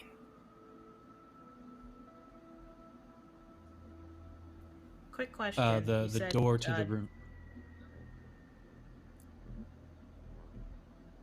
The door to Go the ahead. room that you open. Yeah. It's entirely mundane. Jet, you were saying? I was saying, like, so before earlier when John Martin whispered, like, oh, tell consequences, I'm sorry, who was that to all of us as we were leaving the table, or? No, that was just something that Mr. Universe heard. Okay, wanted to make sure. In that case, let's not say that. The communication door, as Bastian's standing there, he's holding on to the doorknob, and the door itself begins to kind of crumple a little bit. It doesn't give way completely, but there are distinct distortions in the metal of the door itself. The knob, however, is completely crushed. So pretty much as soon as we could move again, Overdrive had sort of jumped up. And normally the side of her that's cybernetics is very is basically just dull, nothing is happening on it. But in fact, when they were frozen, unable to move, and now it has racing across it lots of almost like you would see on a trace for electrics when things are spiking and beating, and it's going very fast and it's very erratic. And she's gonna basically head over to the door and be like, well, magic or not magic, let's find him. Jet, books, you can do something? We should go and get them. Let's not be stuck here anymore. Yeah, but, I mean, there's only one place I can think of we should go. It's back to the Millennium. I mean, it's the only place I can think we should go. Well, we can try Let's do it. digging through the resources we have. And there's one thing I can try, but I don't know how much it'll help.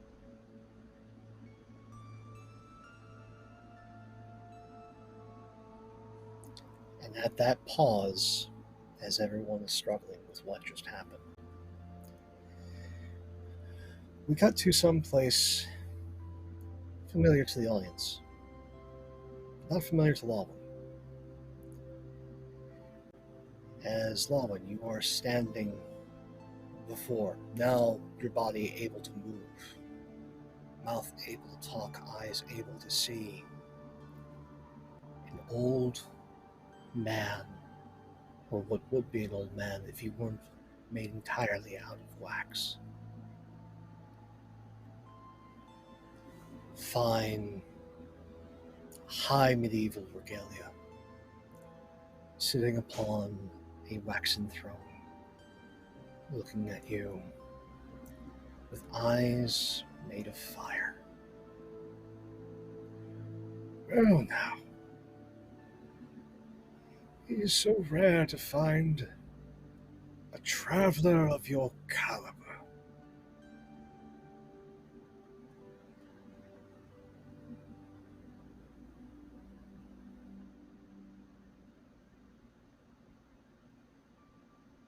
Lawin just adjusts his gloves and looks around. You know, I promised myself I wouldn't come back to King Richard's Fair. Fun memory. But that's not here.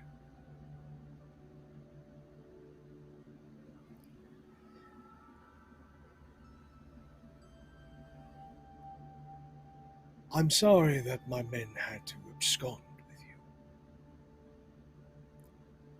It's not usually my way to be quite so rude, but I am on the clock.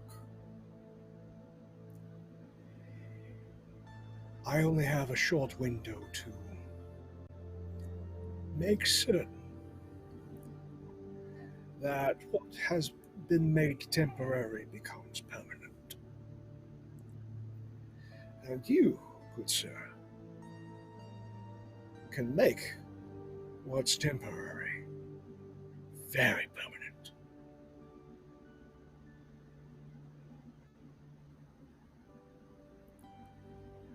Also, I don't try and make deals without having more than enough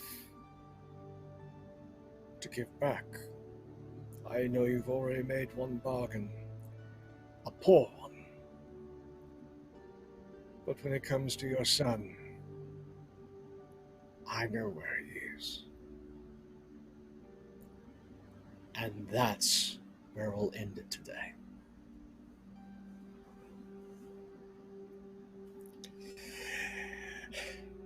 Hey everybody, Pope here, Pope World Bill on Twitter, Pope World Bill on Twitch. I lurk in all your streams. And sometimes your screams. Today's been absolutely fantastic, and I want for all of you to get a chance to find out where you can find all these fabulous people. Follow them. Again, if there's nothing else that we've learned in this past year and change, it's that we need good people in our lives, and these are all good people.